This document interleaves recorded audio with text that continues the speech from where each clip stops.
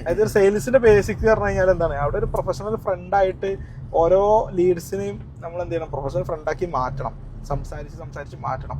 അപ്പൊ ഇതിപ്പോ നമ്മൾ പേഴ്സണലി എടുക്കുമ്പോൾ നമുക്ക് കുറെ ആൾക്കാരോട് സംസാരിച്ച്, നമ്മൾ മനുഷ്യന്റെ ഒരു കഴിവാണ് ആൾക്കാരോട് സംസാരിച്ച് കണക്ഷൻ ഉണ്ടാക്കാൻ പറ്റുക എന്നുള്ളത്.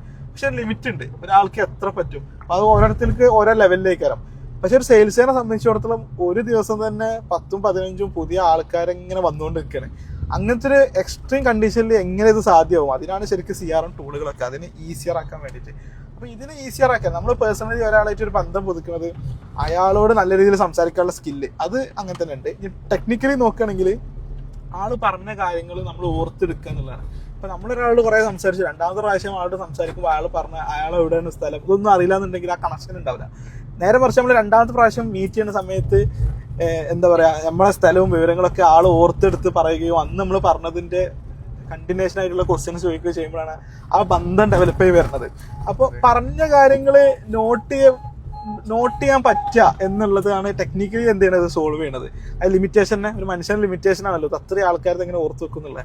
അത് CRM ഒരു മെയിൻ സോൾവ് ചെയ്യുന്നത് എന്താണ്, ടെക്നിക്കലി ആ ഒരു ലിമിറ്റേഷനെ ബ്രേക്ക് ചെയ്യാൻ വേണ്ടിയിട്ട് ഓരോ കസ്റ്റമറിനെ വിളിച്ചു കഴിഞ്ഞാലും പറഞ്ഞ കാര്യങ്ങൾ നോട്ട് ചെയ്യാനുള്ള ഒരു സിസ്റ്റം ഉണ്ടാവുക എന്നുള്ളതാണ്.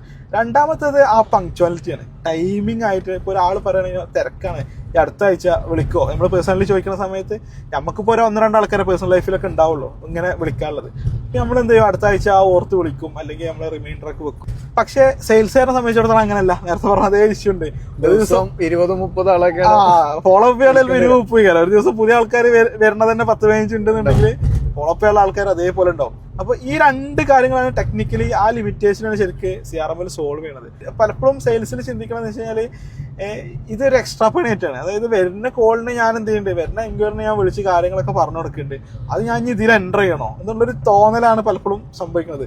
ശരിക്കും ഏറ്റവും ഇൻട്രസ്റ്റിംഗ് ആവേണ്ട ഒരു ഡിപ്പാർട്ട്മെന്റാണ് സെയിൽസ് ഡിപ്പാർട്ട്മെന്റ്. നല്ലൊരു പ്രൊഡക്റ്റ് ഉണ്ടെങ്കിൽ നല്ല രീതിയിൽ സെയിൽസുകൾ ഉണ്ടാക്കാൻ പറ്റും, ഈ പറഞ്ഞ പോലെ ടെക്നിക്കൽ യൂസ് ഒക്കെ വെച്ചിട്ട്. അപ്പൊ CRM ഈ 2 കാര്യങ്ങൾ ഉറപ്പുവരുത്തണം. നമ്മളൊരു ബിസിനസ്സുകാരനാണെന്നുണ്ടെങ്കിൽ നമ്മുടെ ബിസിനസ്സിൽ ഈ 2 കാര്യങ്ങൾക്കുള്ള ടെക്നിക്കൽ സാധനങ്ങൾ സെറ്റാണ്. ജസ്റ്റ് ടൂൾ ഉണ്ടായാൽ പോരാ, അത് അവര് നല്ല രീതിയിൽ യൂസ് ചെയ്യുന്ന ഒരു ലെവലിൽ ഉണ്ട് എന്നുള്ളത് നമ്മൾ ഉറപ്പ് വരുത്തി കഴിഞ്ഞാൽ മാത്രമേ എന്തുള്ളൂ, നേരത്തെ പറഞ്ഞ ഒരു മനുഷ്യന്റെ ലിമിറ്റേഷൻ അപ്പുറത്തേക്ക് ഇവർക്ക് വർക്ക് ചെയ്യാൻ കഴിയുള്ളൂ.